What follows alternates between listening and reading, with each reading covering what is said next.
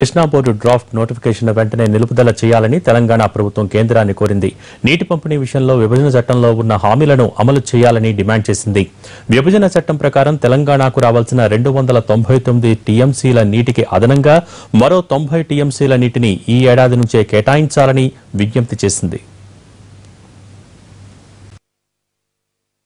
శర్మతో కూడిన ప్రత్యేక బృందం కేంద్ర మంత్రి ఉమాభారతిని కలిశారు. కృష్ణా బోర్డు వ్యవహార శైలిపై హరీష్ రావు కేంద్రానికి ఫిర్యాదు చేశారు.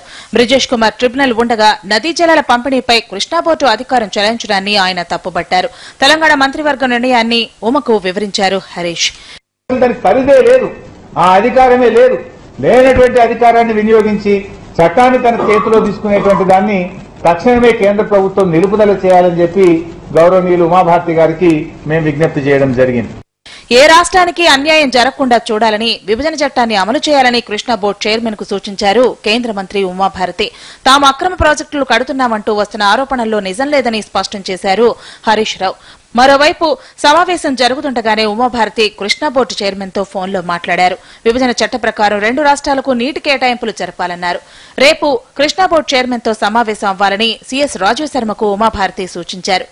The award which we are following is that award. As per that award, give our 45 TMC. And అదే విధంగా Pattiseema not part of Polavaram అన్నారు.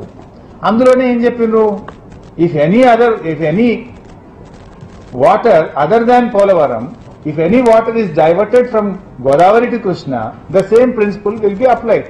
So another 45 TMC. You only told, Chandrababu Naidu told, and Government of India told in Rajya Sabha. జల పంపకాల విషయంలో ఏపీతో సఖ్యతగా ఉండేందుకు తెలంగాణ సిద్ధంగా ఉందన్న హరీష్ రావు నీటి వివాదాల విషయంలో పొరుగు రాష్ట్రం సహకరించడం లేదని ఉమాభారతికి వివరించారు.